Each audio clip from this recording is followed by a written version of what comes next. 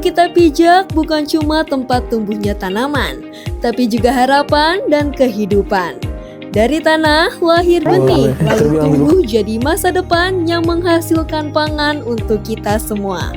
Banyak orang masih menganggap pertanian itu profesi lama, tapi sekarang justru anak-anak muda hadir dengan semangat baru, ilmu baru, dan mimpi besar buat masa depan pangan Indonesia.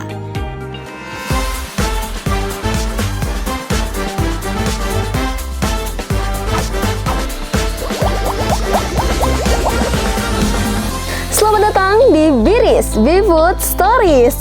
Saya Vanessa dan pada podcast kali ini kita akan berbincang tentang wajah baru pertanian Indonesia. Khususnya bagi generasi muda nih yang kembali mencintai tanah air, menanam harapan dan menghidupi jiwa dari hasil bumi. Dan langsung saja kita sudah bersama narasumber kita nih yang tentunya berpengalaman di bidang pertanian. Dan inilah narasumber kita, yakni Ketua Koperasi Tani Mandiri Sejahtera. Langsung saja kita sambut, yakni Kang Iqbal. Halo Kang. Halo Mbak Vanes. Halo. Apa kabarnya Kang? Alhamdulillah sehat selalu. Alhamdulillah. Mbak Vanes sehat gimana? Sehat, selalu sehat. Apalagi ini udara Sukabumi. Wah luar biasa. Sangat suka sekali saya sama Sukabumi. Sukabumi luar biasa. Sukabumi. Oke, Kang Iqbal. Jadi kalau misalnya kita melihat tentang pertanian itu sendiri, banyak orang yang penasaran nih Kang, terkait perjalanan Kang Iqbal sebagai petani muda. Bisa diceritakan atau dikenalkan nih Kang, gimana sih awal mulanya Kang Iqbal ini mencintai dunia pertanian? Boleh. Cerita dulu mungkin ya, kenalan dulu ya. Oke, boleh. Ya, bismillahirrahmanirrahim. Nama saya Iqbal Habibi. Saya biasa mengenalkan diri sebagai petani muda Sukabumi gitu. Ya, kenapa petani muda Sukabumi? Itu ada 3 kata ya, ada petani, ada muda, ada Sukabumi. Petani menunjukkan profesi saya, kerjaan saya sebagai seorang petani. Dan saya bangga menjadi petani. Dan muda menunjukkan jiwa saya. Saya masuk kategori Genji ya teman-teman. Genji generasi pertama 97 kan Genji gitu.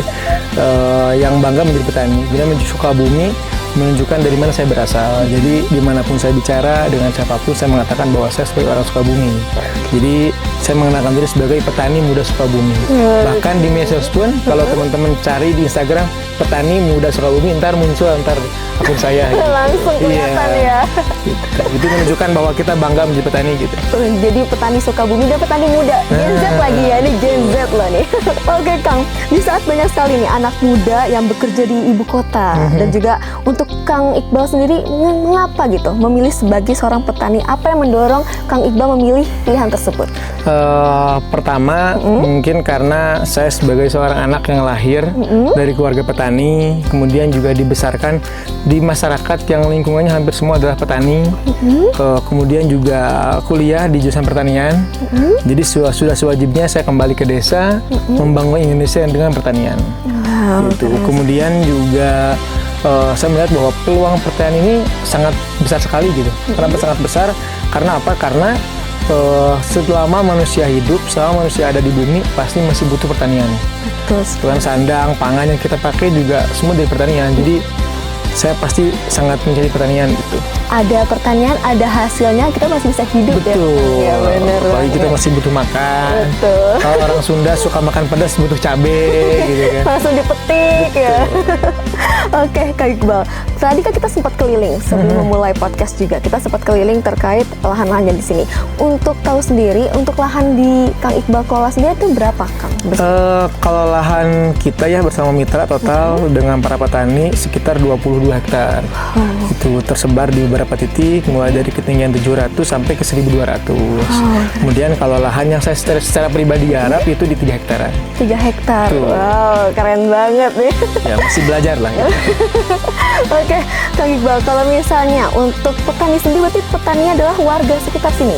Kebanyakan memang kita kan ada beberapa lembaga ya tadi disampaikan sama Bapak Nesa, ada Koperasi Tani ya. Kita juga ada P4S, ada ACP. Dimana kalau P4S ini kan pusat pelatihan pertanian swadaya gitu, yang dimana fokusnya adalah untuk pelatihan baik itu masyarakat petani sendiri ataupun umum, atau juga memang anak-anak sekolah atau maksudnya yang mau magang juga kita bisa di P4S-nya. Kemudian juga kita ada Koperasi Tani, itu merupakan wadah untuk menghimpun para petani yang biasanya masing-masing satu orang kemudian bergabung dalam satu wadah menjadi suatu kekuatan yang utuh dan memiliki daya tawar yang sangat kuat. Jadi kalau kita mau memasarkan ataupun kita mau mengembangkan untuk kemitraan ke yang lain tuh dengan pola kemitraan koperasi ini punya wadah yang kuat, daya tawar. Karena kan kalau petani masing-masing mah sedikit-sedikit ya, ada yang lahannya cuma 1.000 meter, ada yang 2.000 meter, bahkan ada yang di bawah 1.000 meter juga gitu. Tapi ketika digabungin, ketika orangnya punya lahan berapa luas? 22 hektar, kan punya gaung yang tersendiri gitu. Gitu sih. Jadi kalau misalnya untuk sejauh ini apa aja nih Mas petaninya? Ada buah atau sayur apa aja?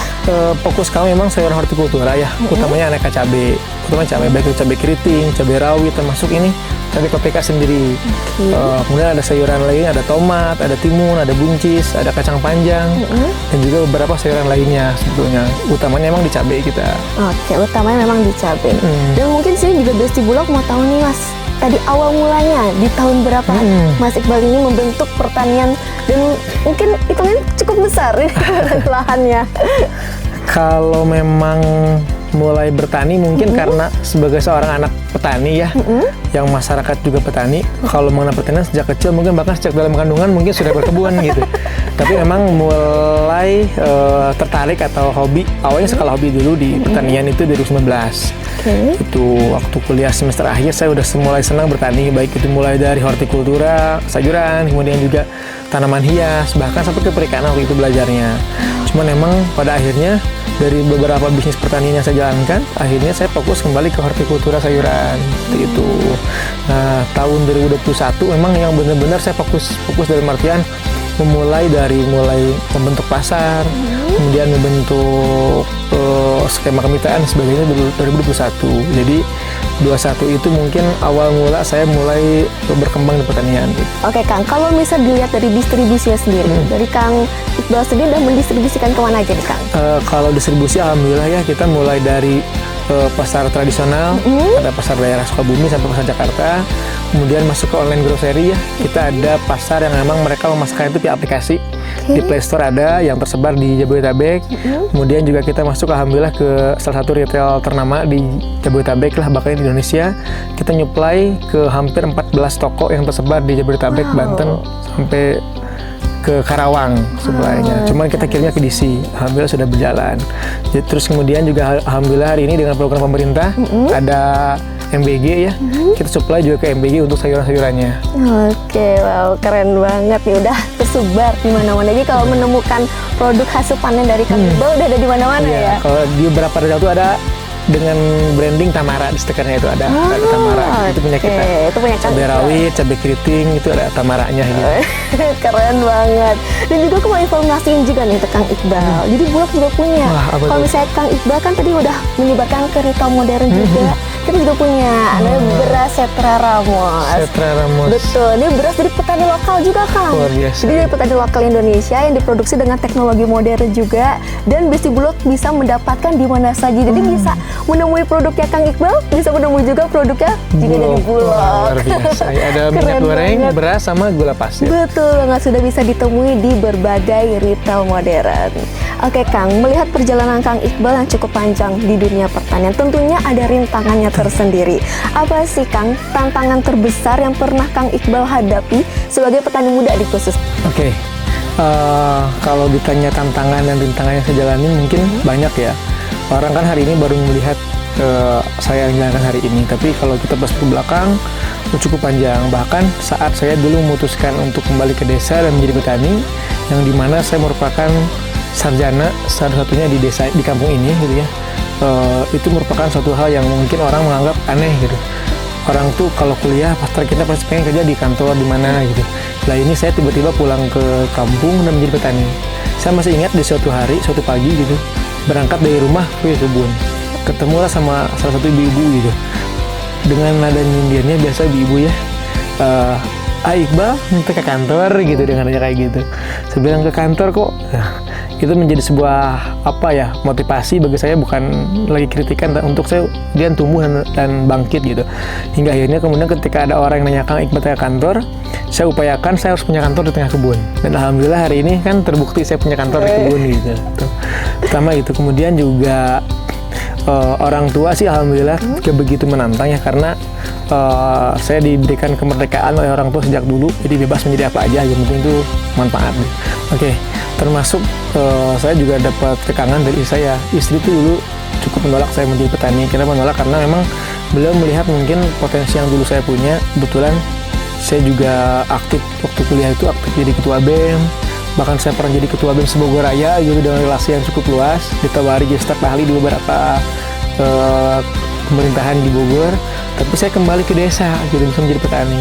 Sedangkan istri saya saat itu kerja di salah satu pabrik cukup besar di Sukabumi dengan jabatan cukup baik lah. Beliau di bidang HRD, punya jabatan tinggi, gajinya juga tinggi gitu. Padahal waktu itu saya baru merintis gitu. Secara pendapatan juga cukup ya, pertama itu jomplang ya antara pendapatan saya di kebun dengan istri. Tapi saya yakinkan istri bahwa ini adalah pilihan yang tepat. Ini adalah pilihan yang tepat, ini adalah pilihan yang benar. Dan istri oke, buktikan gitu. Alhamdulillah, berjalannya waktu, momentumnya 2022 ternyata saya anak pertama lahir. Itu saya cuti melahirkan, melihat kondisi juga bisnis lagi cukup membaik, dan akhirnya saya kembali membantu saya di pertanian. Dari awalnya mengekang, menolak menjadi petani, bahkan sekarang beliau malah terlibat menjadi di internal keuangan, di pengelolaan SDM kayak gitu. Wow, keren sekali. Dan tentunya memang ada support dari keluarga. Betul. Dan juga istri ya. Mungkin doanya yang kuat gitu. Bukan aku yang hebat, tapi doa istriku yang kuat. Keren banget. Oke Kang, dari perjalanan Kang Iqbal sendiri gitu kan. Kalau misalnya melihat seorang Gen Z, kita kan juga harus mengikuti teknologi untuk modern zaman sekarang gitu. Dari Kang Iqbal sendiri, ada nggak sih Kang teknologi yang baru dikembangkan untuk di dunia pertanian Kang Iqbal sendiri? Sebetulnya kalau bicara teknologi itu luas ya, Mbak Panes ya. Kenapa luas? Pertama, teknologi itu tidak selalu berbicara misal nyiram pakai drone, nyiram pakai apa gitu. Tapi teknologi itu mulai dari bagaimana pola pikir kita dalam bertani gitu. Satu hal yang memang hari ini kita jalankan, pertama, buktinya kita punya greenhouse. Juga bagian dari kemajuan teknologi. Kemudian juga kita menggunakan smartphone sebaik mungkin. Kalau orang taunya handphone buat komunikasi, padahal teknologi yang paling mudah digunakan dalam pertanian adalah smartphone. Kenapa smartphone? Pertama, hari ini banyak sekali aplikasi atau ya semacam aplikasi lah yang bisa kita gunakan untuk para kita petani pemula, petani muda, yang dimana misal untuk mendeteksi hama penyakit, itu bisa banyak aplikasi di handphone. Kita kan secara ilmu, secara pengalaman belum banyak ya. Kalau lagi bingung, tinggal kita pakai smartphone kita, jekrek, nanti muncul diagnosnya kena penyakit apa, terus bahkan sampai masuk ke pengobatannya pakai bahan aktif apa juga ada. Itu teknologi yang paling mudah saya pikir saya gunakan. Tapi tidak semua orang juga paham ternyata handphone juga gitu, karena pikirnya kalau bicara teknologi, wah harus punya drone, wah harus punya smart irrigation. Ternyata nggak seperti itu. Handphone pun termasuk dari bagian teknologi. Oke Kang, boleh ceritakan momen paling membanggakan sekaligus paling berat dalam menjalankan kehidupan sebagai petani? Oke, mungkin kalau ditanya nggak bangga nggak jadi petani, pertama bangga banget gitu. Pertama, alhamdulillah sampai hari ini bisa memberdayakan masyarakat sekitar, baik itu di on farm ya, diolah lahan, di budidaya, bahkan sampai dipanen. Bahkan di pasca panen pun kita melibatkan banyak anak muda yang notabene adalah teman-teman kita yang putus sekolah. Kayak dari di gudang tuh mereka putus sekolah, yang sekolah sampai SMP, ada SLTA, dan mereka tuh daripada tidak bekerja sama sekali, kita ajak terlibat di meeting house pasca panen. Kemudian juga banyak ibu-ibu yang terlibat tadi di kebun. Terus lagi alhamdulillah juga bisa berbagi pengalaman ke banyak orang. Menjadi penyanyi itu ternyata menjadi penyanyi itu menyenangkan sekali gitu. Saya bisa pergi ke berbagai daerah Indonesia, mulai ke Sulawesi, ke Kalimantan, ke Sumatera, bahkan bisa ke Bali dan sebagainya. Itu cerita-cerita pertanian. Artinya ketika orang lain menganggap menjadi petani itu tertinggal, hanya bisa diam di kebun, hanya bisa panas-panasan, tapi bisa panas-panasnya bisa ke Bali gitu, bisa ke Makassar gitu kan, bisa ke Riau gitu. Itu pun saya katanya petani lagi gitu. Kemudian juga dari kebun juga ternyata saya bahkan bisa pergi ke luar negeri. 2022 saya terpilih untuk bisa berangkat, 2023 saya berangkat ke Korea Selatan gitu. Dari sana hampir beberapa minggu kita belajar pertanian juga di sana. Mulai dari budaya yang on farm, terus kemudian bicara teknologi sampai ke pemasaran seperti apa di sana, dan budaya pertanian seperti apa di sana gitu. Dan alhamdulillah juga ada beberapa penghargaan yang saya dapatkan gitu. Pertama 2022 saya dinobatkan sebagai petani berprestasi tingkat Jawa Barat mewakili Kabupaten Sukabumi. Kemudian 2022 juga program YES memilih 15 orang se-Indonesia Young Ambassador YES program gitu. Dan alhamdulillah dari 15 orang se-Indonesia saya salah satunya gitu. Terus lagi 2024 juga kemarin dapat penghargaan mulai dari pemuda pelopor bidang pangan di provinsi. Terus kemudian saya dan istri ikut lomba wirausaha muda, dapat juara 1 tingkat provinsi juga kemarin gitu. Dapat penghargaan juga Sukabumi Award dari Kabupaten Sukabumi. Alhamdulillah ternyata menjadi petani itu menyenangkan sekali gitu. Ketika memang kita masuk makan. Dan yang terpenting tuh membuat bangga istri saya gitu, dan mau mengakui bahwa suami sebagai petani gitu. Itu kan kebanggaan juga gitu. Oke Kang, dari tadi banyak ada penghargaan, ada pencapaian-pencapaian yang memang Kang Iqbal sudah dapatkan gitu selama ini dari banyaknya proses yang memang ataupun tantangan yang Kang Iqbal jalankan. Boleh Kang ada pesan dan kesan untuk para petani muda ataupun para petani Indonesia yang saat ini sedang menonton podcast kali ini? Biasa. Pertama mungkin buat teman-teman petani muda ya, buat teman-teman petani muda dimanapun teman-teman berada di seluruh Indonesia. Pertama, jangan pernah malu menjadi petani, harus bangga dan yakin bahwa menjadi petani adalah pilihan yang terbaik. Karena apa? Jelas selama manusia hidup, manusia masih butuh pertanian itu. Kemudian terus berinovasi, terus buktikan bahwa petani bisa bersaing dengan berbagai usaha lainnya, bahwa pertanian merupakan sebuah usaha yang sangat menjanjikan gitu.